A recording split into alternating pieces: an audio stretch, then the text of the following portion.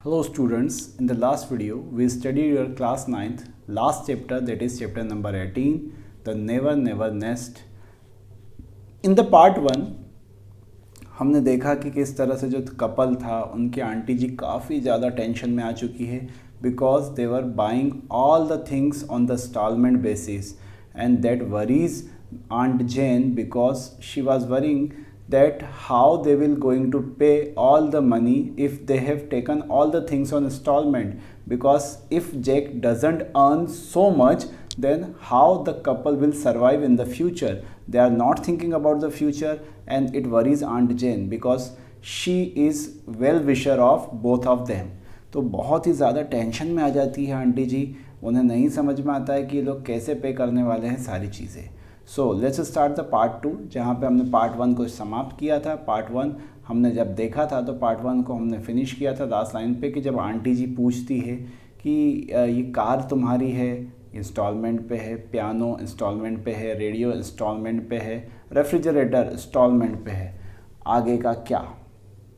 जिल कहती है हाँ सारी चीज़ें. आंटी जेन पूछती है एंड द फर्नीचर, ये फर्नीचर. जैक कहता है हाँ, मुझे डर है कि मैं फिर से वही जवाब देने वाला हूँ कि हाँ ये भी इंस्टॉलमेंट पर है. Aunt Jane, I suppose all you on is this leg. Aunty Jane है ना इस्तेमाल कर उससे कहती है कि मुझे लगता है सिर्फ ये जो पाँव है ना यही तुम्हारे हैं, बाकी सब कुछ इंस्टॉलमेंट पर ही है. Jill, well no as a matter of fact it's that one. She points on the others, है ना. जिल फर्नीचर की तरफ इशारा करते हुए कहती है कि दूसरी तरफ कि नहीं वो वाला पाँव हमारा है. Aunt Jane, and the rest belongs to mister Sage I suppose, है ना. और आंट जेन कहते हैं कि बाकी का सब मिस्टर सेज का होगा जिससे तुमने ये फर्नीचर ख़रीदा है ना. अगर इंस्टॉलमेंट नहीं दोगे तो ऑब्वियसली बात है वो सब कुछ उठा के ले जाएगा. जिल, यस, वो बिल्कुल एक तरफ से स्टॉप लेके हकला के कहती है हाँ ठीक है. आंटी जेन कहती है well I am not going to sit on, है ना. और वो कहती है कि आंटी जेन कहती है जब ये कुछ सब कुछ तुम्हारा है ही नहीं तो मैं इस फर्नीचर पे बैठूंगी ही नहीं. Mister says part for any one, है ना. वो खड़ी हो जाती है उस पे से. Now tell me how much do all these instalments come to. अब मुझे ये बताओ कि इन सब की कुल मिला के इंस्टॉलमेंट आती कितनी है. जैक, वेल एक्चुअली जैक कहता है कि एक्चुअली ऐसा है. He takes out his pocket book and consult it. वो अपनी किताब कॉपी पॉकेट में किताब रखता है जिसमें सब हिसाब लिखा रहता है. वो कहता है कि actually two 7 pounds 8 and 8 pence a week. वो बताता है कि 7 pound, है ना, एक सप्ताह में 7 pound और 8 pence, है ना, ये सब कुछ उनकी वहाँ पे करेंसी है, ये आती है. आंटी जेन का दिमाग ख़राब हो जाता है. वह भगवान, और तुम कमाते कितना हो. जैक कहता है कि 6 pound, मतलब 8-7 pound के ऊपर इनकी इंस्टॉलमेंट आ रही है और ये कमाते भाई साहब 6 pound है. आंटी जेन, क्या अजीब बात है. हाउ कैन यू पे 7 pounds 8 and 8 pence out of 6 pound. तुम 7 pound कैसे चुका सकते हो 6 pound में से. जैक, ओह बहुत आसान है. You see all you have to do is to borrow. मतलब आसान है, आपको उधार लेना पड़ेगा. मतलब हद हो गई, सामने वाला खुद की तो सारी इनकम गवा दे रहा है, उसके बाद कर्जा और ले रखा है उसने किसी से, है ना. उसने कहा कि the rest of the money for the payments from the thrift of the Providence trust corporation. मैंने किसी एक संस्था है, वो संस्था का नाम बताता है और कहता मैंने उनसे कर्जा ले रखा है. Jill, there is only too glad to loan you any amount you like on not on hand alone, है ना. और ओके, जिल उसका समर्थन कर रही है अपने पति का कि इसमें क्या बुरा है, कर्जा ले भी रखा है तो. Auntie Jane, and how do you propose to pay that back. अच्छा, अब ये कर्जा तुम चुकाओगे कैसे. जैक, ये भी आसान है ना, वो भी इंस्टॉलमेंट से चुका दूंगा. मतलब हर चीज़ इंस्टॉलमेंट. आंटी जेन, इंस्टॉलमेंट, है ना. वो ताली बजाती है ना, और कहती है वाह शाबाश शाबाश, तुमने हर चीज़ इंस्टॉलमेंट पे उठा रखी है.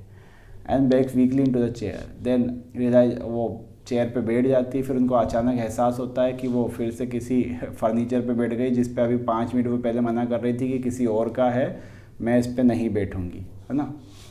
Jack, aunt Jane, is anything the matter, would you like to lie down, है ना. वो बैठती हैं, वापस खड़ी हो जाती. तो जैक को लगता है कि शायद बुढ़िया हैं, कुछ परेशानी हो रही है उनको, शायद वो है ना ढंग से खड़ी नहीं हो पा रही है, कुछ और प्रॉब्लम है। तो जैक उनसे पूछता है आंटी जैन कुछ प्रॉब्लम है क्या, आप लेटना चाहेंगी। आंटी जैन लेटना है ना, तुमको लगता है मैं है ना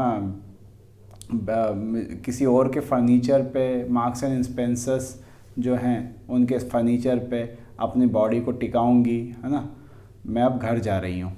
जिल ओ मस्ट यू रियली गो, क्या आप सचमुच जा रही हैं। Aunty Jain I think I had better, मुझे लगता है कि यही बेहतर होगा कि मैं घर जाऊँ अब। जैक चलिए मैं आपको स्टेशन तक छोड़ देता हूँ। Auntie Jane what, travel in a car that has only one tyre and two, वो क्या कहती है मजाक उड़ाते हुए कि है ना इसकी जो थिंगमनीज़ है और टायर है, तुम्हारी उस कार में जाऊं जिसमें सिर्फ एक टायर तुम्हारा है ना।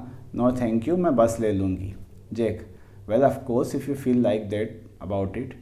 जैक कहता है अच्छा ठीक है, आपको बस लेना है तो जैसी आपकी इच्छा, आप क्या बोले हम। आंटी जैन है ना now I am sorry if I sounded rude. Auntie Jane कहती है देखो अगर तुम्हें ऐसा लग रहा है कि मैं रूड व्यवहार कर रही हूँ तो मैं माफ़ी चाहूँगी, but really I am shock to find the way you are living. मैं बहुत ही आश्चर्यचकित हूँ कि तुम किस तरीके से रह रहे हो तुम लोग। I have never earned a Penney in my life, मैंने अपनी ज़िंदगी में एक रुपया कर्जा नहीं लिया किसी से, हर चीज़ कैश में करी है और मेरा यही मोटो भी रहता है ना। और मैं चाहती हूँ कि तुम लोग भी यही मोटो पालो। वो अपना हैंडबैग खोलती है। Now look here is a little cheque, देखो ये एक छोटा सा चेक है। I was meaning to give you, मैं तुम्हें ये देने वाली थी। एनीवे वो जिल के हाथों में वो पैसा रख देती है, चेक रख देती है। Suppose you take it and pay off just one of your bills, ये ले लो पैसा और अपना एक आध बिल चुका दो ताकि तुम्हें किसी और से कर्जा ना लेना पड़े, है ना।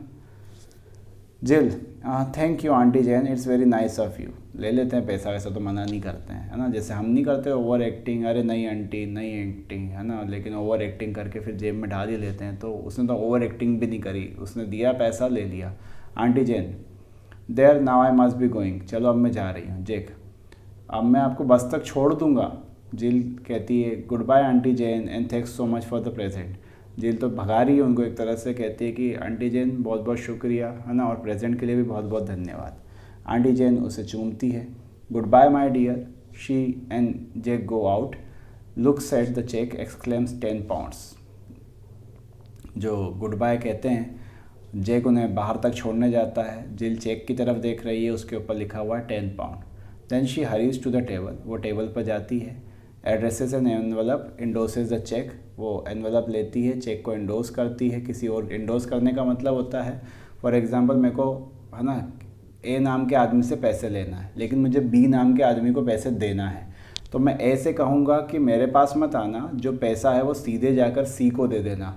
दैट इज़ इंडोर्स, इसे वो इंडोर्स कहा जाता है कि पैसे हमने इंडोर्स कर दिए, हम तक है ना, हमने अपने आप नहीं बुलाया, हमने उससे कहा जैसे कोई चेक हमको दे रहा है 10,000 का, हमको किसी से 10 लेना है, 10 किसी को देना है, तो जिससे लेना थे हमने उसको बोला कि तुम सीधे जाकर उसी को दे दो।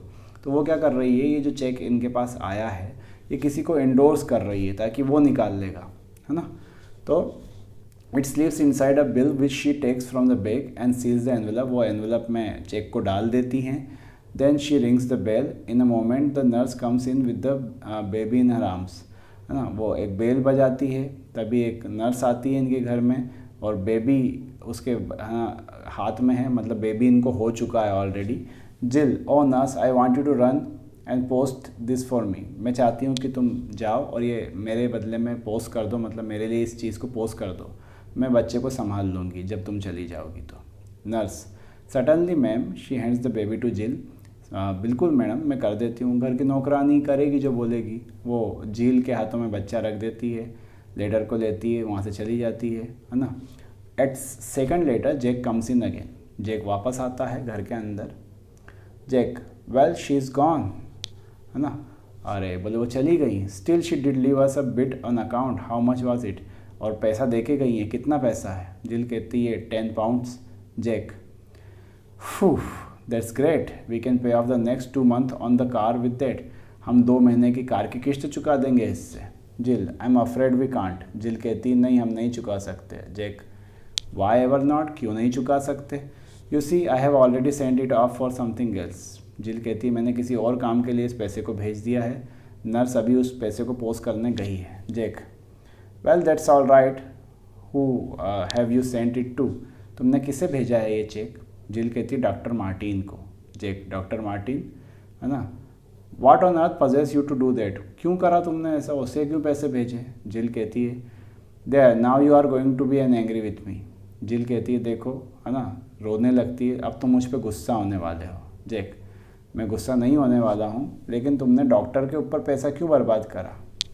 और doctor don't accept to get paid anyway, है ना। जिल कहती है यू डोंट अंडरस्टैंड, तुम समझते नहीं हो। जैक कहता है अंडरस्टैंड व्हाट, क्या चीज़ समझूँ मैं? Why just one more instalment and babies are really ours, है ना।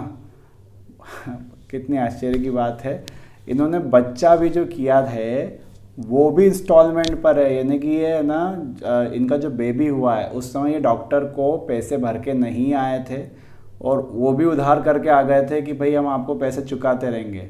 तो वो, और अगर नहीं चुका है ना तो वो बच्चा उठा के ले जाते।